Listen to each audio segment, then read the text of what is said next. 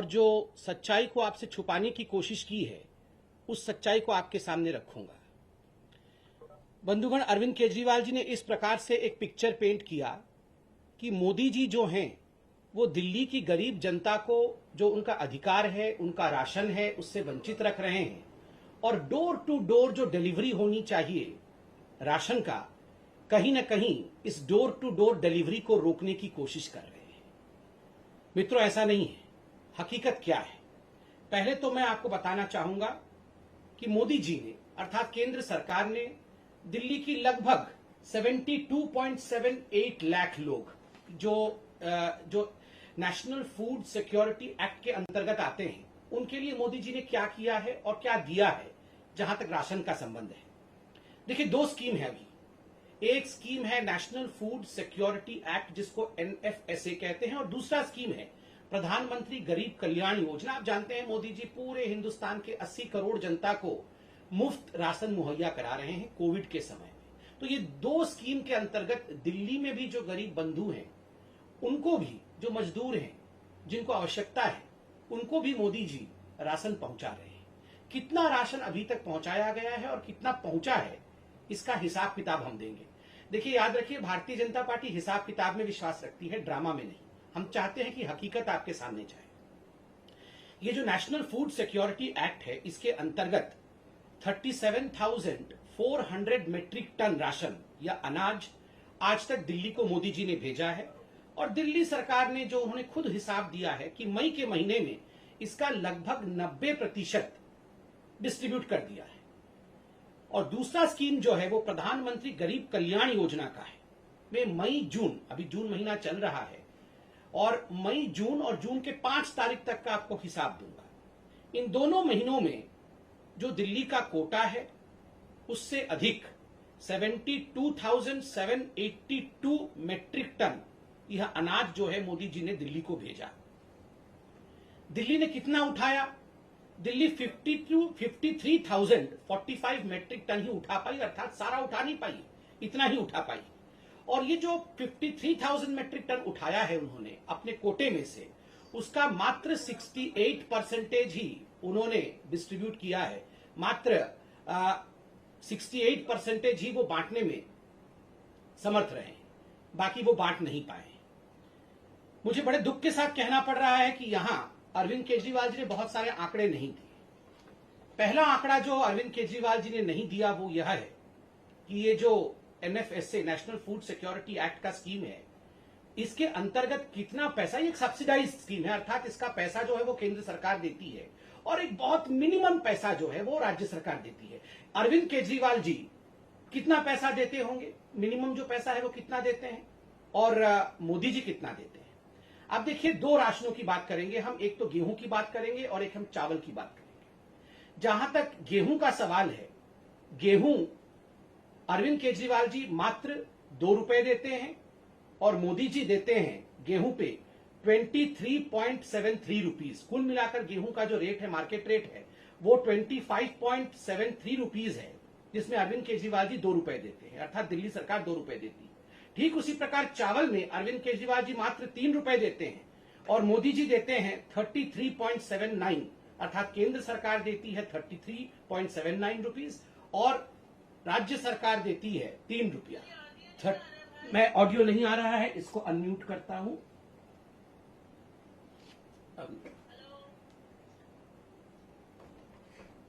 तो स्वाभाविक रूप से आप देखिए, जो अधिकांश रेट है वह केंद्र सरकार देती है और एक बहुत मिनिमल अमाउंट जो है वो राज्य सरकार देती है। मगर उसमें भी जिस प्रकार की राजनीति हो रही है वो हम सब देख रहे हैं। बंधुगण, ये जो नेशनल फूड सिक्योरिटी एक्ट है, यह एक राष्ट्रीय स्कीम है, यह एक नेशनल स्कीम है। ये पूरे राष्ट्र में, पूरे भारतवर्ष में एक यूनिफॉर्म स्कीम के अंतर्गत काम करती है, यूनिफॉर्मिटी के साथ काम करती है। चाहे वो दिल्ली हो, चाहे वो उड़ीसा हो, चाहे वो बंगाल हो, चाहे वो कोई भी राज्य हो, हर राज्य में यूनिफॉर्मली काम करती है और कोई भी राज्य इसको डिसरप्ट नहीं कर सकता है। कोई भी राज्य का ये अधिकार नहीं है कि नेशनल फूड सिक्योरिटी एक्ट को बंद कर दे और अपने तरीके से उसी स्कीम में से स्कीम निकाले। देखिए, अगर अरविंद केजरीवाल जी वाकई गरीबों के बीच में इसके अतिरिक्त कोई राशन बांटना चाहते हैं और वो चाहते हैं कि वो गरीबों का कल्याण करे, इसके ऊपर कल्याण करे, तो उसके लिए अरविंद केजरीवाल जी राशन प्रोक्योर कर सकते हैं। जो केंद्र सरकार देती है उसके अलावा भी राशन खरीद सकते हैं और नोटिफाइड रेट में खरीद सकते हैं। अर्थात जो रेट मैंने आपको कहा उस रेट के अलावा भी, उस रेट के अलग भी, जिस रेट में बंगाल को मिलेगा, जिस रेट में झारखंड को मिलेगा, जिस रेट में उड़ीसा को मिलेगा, जिस रेट में उत्तर प्रदेश को मिलेगा, उस रेट में भी अनाज खरीद करके वो अलग से अपनी स्कीम चला सकते हैं। वो उसका कोई भी नामांकन रख सकते हैं। इसमें किसी प्रकार की कोई आपत्ति ना तो केंद्र सरकार को होगी, ना तो किसी को आपत्ति होगी। दोनों मिलकर काम कर सकते हैं। मगर जिस प्रकार से वो ये दिखाने की कोशिश कर रहे हैं कि केंद्र उनको उनका स्कीम चलाने नहीं दे रही है, ये गलत है। दूसरा विषय है अरविंद केजरीवाल जी का ये जो स्कीम है, जो घर घर राशन वाला स्कीम है, उसमें एक बहुत बात, जो बहुत महत्वपूर्ण बात है, उसको बड़ी चतुराई के साथ अरविंद केजरीवाल जी ने छुपा दिया। उसमें एक प्रावधान है कि आप ये जो राशन है, जो आप फेयर प्राइस शॉप में पाते हैं, उस राशन को दिल्ली के कुछ एजेंसीज उठा लेंगे और जैसे कि गेहूं है उसको आटा बनाया जाएगा और जैसे चावल है उसकी सफाई की जाएगी और इसके लिए कुछ एक्स्ट्रा चार्ज दिल्ली की सरकार लगाएगी। देखिए, नेशनल फूड सिक्योरिटी एक्ट में कोई भी एक्स्ट्रा चार्ज के विषय में नहीं बताया गया है कि कोई एक्स्ट्रा चार्ज कोई भी राज्य लगा सकती है। जो केंद्र के नियम है उन्हीं केंद्र के नियम के मुताबिक चलना पड़ेगा। एक्स्ट्रा चार्ज कोई लगा नहीं सकता है।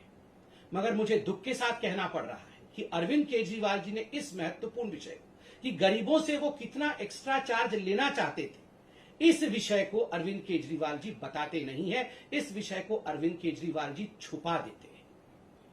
और केंद्र सरकार ने स्पष्ट रूप से कहा है कि आप कोई भी केंद्र का जो कानून है, केंद्र का जो स्कीम है, उसमें एक्स्ट्रा चार्ज लगा करके उसे अलग तरीके से राज्य में रख नहीं सकते।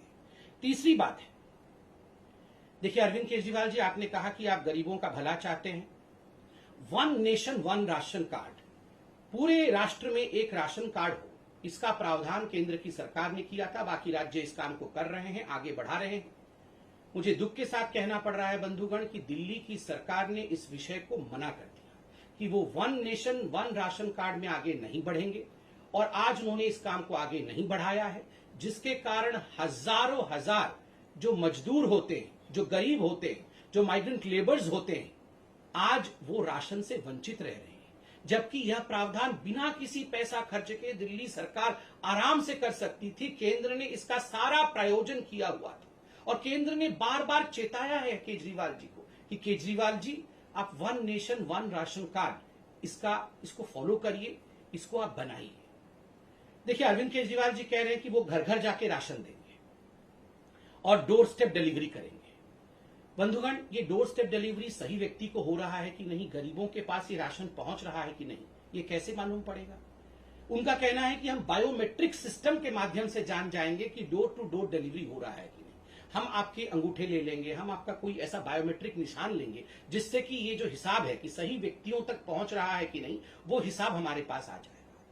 मगर यहां केंद्र की सरकार ने अरविंद केजरीवाल जी को रिमाइंड भी किया है और मैं भी बताना चाहूंगा कि एक point of sale EPOS machine होती है। आपने देखा होगा, दुकान में आप जाते हैं तो कई बार उसमें कार्ड स्वाइप होता है। एक मशीन होती है जो इंटरनेट के माध्यम से कनेक्टेड होती है और उसमें जो भी डेटा जाता है वो डेटा सरकार के उच्च अधिकारियों तक, सरकार के कंट्रोल रूम तक पहुंच जाता है। 2018 के अप्रैल के महीने से अरविंद केजरीवाल जी ने दिल्ली के जो 2000 फेयर प्राइस शॉप है जहां ये राशन वितरित किए जाते हैं, उन्होंने ये जो POS मशीन है, EPOS मशीन है, जो इंटरनेट के माध्यम से काम करते हैं, उन्हें बंद करवा दिया था और सब कुछ एक हाथ की प्रक्रिया से, एक मैकेनिकल प्रक्रिया से आरंभ कराया था। तो आप बताइए, सही गरीब तक जा रहा है या नहीं, ये राशन उचित व्यक्ति तक जा रहा है या नहीं, ये कैसे मालूम पड़ेगा जब आपने POS मशीन ही बंद कर रखा है? और अब बहुत कहने के बाद आपने POS मशीन चालू करने की बात की और दिल्ली की जनता को जान के आश्चर्य होगा, छोटे छोटे राज्य जो दूर दराज इलाके में हैं, जिनके पास इंटरनेट की सप्लाई भी नहीं है या कम है, उन छोटे छोटे राज्यों ने पीओएस मशीन लागू कर रखा है। इन छोटे छोटे राज्यों ने इनका 80% से अधिक आधार कार्ड ऑथेंटिकेशन है। अर्थात ये जो आधार कार्ड के माध्यम से, कि आधार कार्ड एक गरीब व्यक्ति के घर में अरविंद केजरीवाल जी जाते हैं, उनको राशन देते हैं, तो आधार कार्ड के माध्यम से कि इस व्यक्ति को राशन पहुंचा कि नहीं, ये आधार कार्ड के माध्यम से मालूम पड़ता है। जो नेशनल एवरेज है वो 80% का है, किंतु दिल्ली में आधार कार्ड ऑथेंटिकेशन 0 है। अर्थात अरविंद केजरीवाल जी ने इस पे कोई काम नहीं किया है। हमें मालूम ही नहीं पड़ेगा कि अरविंद केजरीवाल जी ये राशन उठा करके किसको दे रहे हैं। तो आप बताइए, क्या ये एक बहुत बड़ा स्कैम, मैं तो कहूंगा ये स्कैम होते होते रुका है। ये बिल्कुल 25 तारीख से जो अरविंद केजरीवाल जी ये जो राशन डाइवर्टिंग सिस्टम, ये कहीं ना कहीं राशन को डाइवर्ट करना चाहते थे। ये इतने बड़े स्कैम को करना चाहते थे कि आप देखिए, जिस व्यक्ति तक ये राशन पहुंचना चाहिए उस व्यक्ति तक ये राशन नहीं पहुंचेगा, और ये राशन न जाने किसके पास पहुंच जाता। ना उसका आधार कार्ड ऑथेंटिकेशन है, ना वहां ईओएस मशीन है, और आखिरकार बाद में आप दिल्ली में देखते कि 7, 8, 10 गुना अधिक इन्फ्लेटेड प्राइस में गेहूं और चावल आपको दिल्ली में मिल रहा होता। यही अरविंद केजरीवाल करना चाहते थे। मैं ऐसा क्यों कह रहा हूं? आज अरविंद केजरीवाल जी ने राशन के घपले, राशन माफिया, सबके बारे में बात की। बंधुगण, आपको ये याद है ना, ये राशन कार्ड कैसे बनाते थे इनके मंत्री, आपको याद है ना? ये इनके राशन कार्ड मंत्री राशन कार्ड ऐसे बनाते थे, फेवर लेके लोगों से राशन कार्ड बनाते थे। पूरा केस कोर्ट में गया और अरविंद केजरीवाल जी को अपने मंत्री को ही हटाना पड़ा। अरविंद जी, आज आपकी जो उद्गार को हमने देखा, जो आप इतना कह रहे थे कि मैं राशन के लिए बहुत चिंतित हूं और बचपन से ही मैं चाहता था कि दिल्ली की जनता का भला हो, राशन कार्ड तो आपने ऐसे बनाया था। राशन कार्ड बनाने में ही आप घपला करते थे, सेक्सुअल फ्लेवर लेके आपके जो मंत्री हैं वो राशन कार्ड बनाते थे। बंधुगण, आज पार्टी ने हमारे कहा भी है और आपने ट्वीट भी देखा है कि ABCDEF, ये जो अरविंद केजरीवाल के ABCDEF है, हम उसको आज उजागर करेंगे। क्या है अरविंद केजरीवाल जी का ये गवर्निंग मॉड्यूल या उनका जो काम करने का तरीका है? ए क्या है? ए फॉर एडवर्टाइजमेंट। केवल एडवर्टाइजमेंट करना है, कुछ करना नहीं है, केवल एडवर्टाइजमेंट करना है। आज आप देखते होंगे कि वो जो बहुत सारे सिलेंडर रखे हुए होंगे और उसके बीच अरविंद केजरीवाल जी मास्क पहन के चल रहे हैं। हर जगह ये फोटो आ रही है, बहुत सारे सिलेंडर रखे हुए हैं और अरविंद केजरीवाल जी चल रहे हैं, एडवर्टाइजमेंट आ रही है, और वो कह रहे हैं कि हम 3rd वेव की तैयारी कर रहे हैं। अरविंद केजरीवाल जी, ऐसे ही अगर आप सिलेंडर के बीच में मास्क पहन करके 2nd वेव से पहले चल दिए होते तो आज 2nd वेव ही नहीं होता और ये सारी चीजें नहीं होती। आप उस समय भी एडवर्टाइजमेंट कर रहे थे, आज भी एडवर्टाइजमेंट कर रहे हैं। 1000 करोड़ रुपए, 900 करोड़ के आसपास आपने एडवर्टाइजमेंट में खर्च किया। और दिल्ली वासियों, अगर यही 900 करोड़ रुपए उन्होंने राशन पे खर्च कर दिया होता ना, तो आज घर घर अनाज तो क्या, घर घर फल फ्रूट तक पहुंच गया होता। सबके घर में एक सेव, एक अनार भी पहुंच रहा होता, अगर वो वाकई 1000 करोड़ रुपए एडवर्टाइजमेंट पे नहीं खर्च करते। A for advertisement, B for blame. हर चीज में मोदी जी आपने ऐसा कर दिया, मोदी जी आपने वैसा कर दिया, मोदी जी आपने मुझे ऑक्सीजन नहीं दिया, मोदी जी आपने मुझे रेमडेसिविर नहीं दिया, मोदी जी आपने हमें हॉस्पिटल का बेड नहीं दिया। फिर सुबह उठ के देखो तो टीवी पे चल रहा होगा, अरविंद केजरीवाल जी ने सबको बेड दे दिया है, अरविंद केजरीवाल जी ने सबको ऑक्सीजन दे दिया है, हम घर घर ऑक्सीजन पहुंचाएंगे। अरे आप तो ब्लेम कर रहे थे सुबह से कि मोदी जी ने आपको कुछ नहीं दिया, और फिर कैसे आपने घर घर पहुंचा दिया? मोदी जी राशन नहीं दे रहे, राशन क्या दे रहे हैं मोदी जी ने? हमने अभी आपको आंकड़े दिए हैं। मोदी जी 25 रुपए दे रहे हैं, आप 2 रुपए दे रहे हैं। मोदी जी 33 रुपए दे रहे हैं, आप 3 रुपए दे रहे हैं। और उसके बाद भी आप इतनी जोर आवाज कर रहे हैं, जबकि जो भी आपका ड्यू है वो ड्यू आपको मई और जून के महीने का वो दे दिया गया है, आप उसे डिस्ट्रीब्यूट नहीं कर पा रहे हैं। फिर भी B for blame, A for advertisement and B for blame. C for credit. हर चीज में क्रेडिट लेना है जी इनको, बस क्रेडिट। सुबह से उठकर दोनों भाई अरविंद केजरीवाल और मनीष सिसोदिया 2 डायरेक्शन में निकल जाते हैं, क्रेडिट लेने की डायरेक्शन। अरे आप तो खुद ही बोलते हैं हमें काम करने नहीं दिया जा रहा है, कोई भी नहीं चाहता है कि दिल्ली सरकार काम करे। मोदी जी आपको सारे अड़ंगे अटका के रखे हुए हैं, कोई भी आपको आगे नहीं बढ़ने दे रहा है, फिर कई चीज की क्रेडिट ले लेते हैं जी। मोहल्ला क्लिनिक खोल दिया जी हमने, पूरे विश्व का सबसे बड़ा मोहल्ला क्लिनिक है। आप देखिए हर हर गली कोने में मोहल्ला क्लिनिक है। इतना क्रेडिट लिया आपने, फिर निकला क्या? खोदा पहाड़ निकली चुहिया। वो मोहल्ला क्लिनिक का क्या हो रहा है जी, आप बताइए। और तो और मैं तो आपको एक जजमेंट भी पढ़ के सुनाऊंगा। पहले एबीसीडी कंप्लीट करें। C for credit, A for advertisement, B for blame, D drama. आज पता नहीं किस, मैं तो मोदी जी आप देखिए लड़ने का समय ही नहीं है जी। हम सबको मिलके काम करना चाहिए जी। हम किसी भी विषय में मैं राजनीति नहीं करता हूं। अरे अरविंद केजरीवाल जी, हर विषय में आप केवल राजनीति करते हैं। सुबह से शाम तक राजनीति, सर्जिकल स्ट्राइक हो तो राजनीति। 26 जनवरी के समय तो आप रजाई ओढ़ के लेटे हुए थे। आपको याद है ना राजपथ पे कैसे रजाई ओढ़ के लेटे हुए थे कि 26 जनवरी तक नहीं होने दूंगा। और आप बोल रहे हैं आप राजनीति नहीं करते हैं। हर चीज में राजनीति करते हैं। वैक्सीन में राजनीति, राशन में राजनीति, ऑक्सीजन में राजनीति, बेड में राजनीति, वेंटिलेटर में राजनीति, हर चीज में राजनीति करते हैं। और फिर ऐसा ड्रामा करते हैं कि मैं तो कुछ नहीं करता हूं जी, वो सारा कुछ मोदी जी मुझे नहीं करने दे रहे हैं।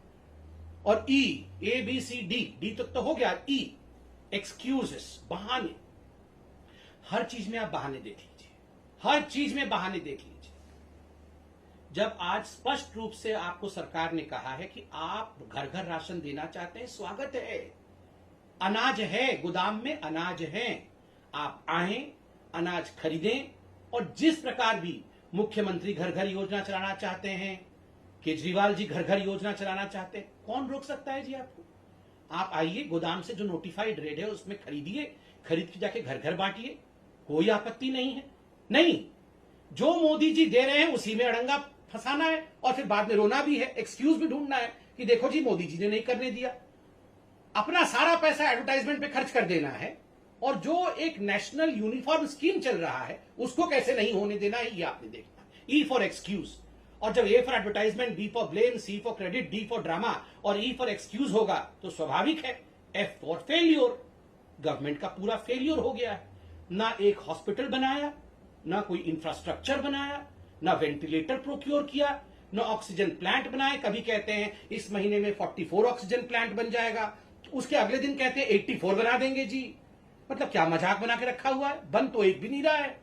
कभी 44 बना देंगे, कभी 64 बना देंगे, कभी 84 बना देंगे, फिर सुबह आके मोदी जी ने बनाने नहीं दिया। तो अरविंद केजरीवाल जी, ये A B C D E F के ड्रामा को बंद करिए। और मैं एक विषय भी आपके सामने केजरीवाल जी रखना चाहता हूं। आज आपने एक ऐसी बात कही जो आपको शायद नहीं कहना चाहिए था। देखिए केजरीवाल जी, आपने कहा कि ये जो दुकानदार है ये सुपर स्प्रेडर है। बिल्कुल नहीं है जी। ये दुकानदार हमारे रीढ़ की हड्डी हैं। दिल्ली में जितने भी दुकानदार हैं, मैं तो उनके पैर को छू के नमस्कार करता हूं जी। बीजेपी तो उनके पैर को छू के नमस्कार करती है। ये दुकानदार हमारे बच्चों को, हमें राशन देते हैं।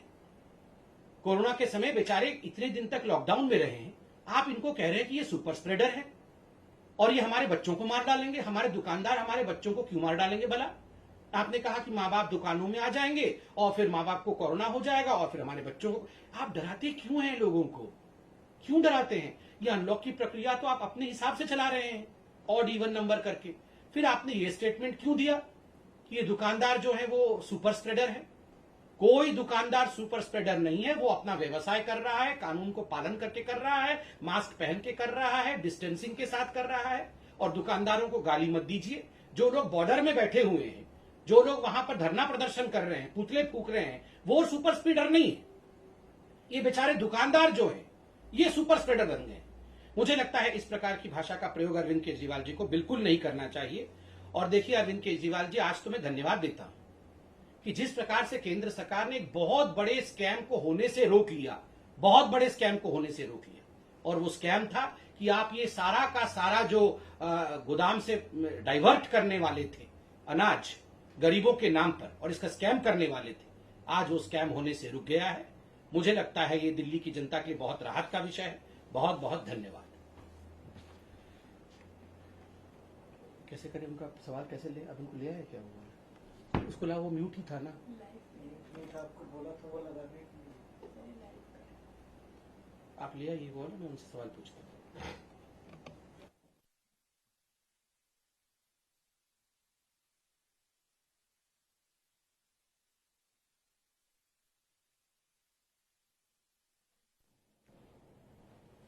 सर आप राशन की बात कर रहे हैं, पर ये बार बार होता रहा है कि अरविंद केजरीवाल ने ये भी बोला कि उन्होंने एक बार नहीं 4 बार फाइल भेजी थी एलजी के पास, और एलजी चाहते तो उसको सिर्फ अप्रूव करके भेजना था और डिलीवरी हो जाती राशन की गरीबों को।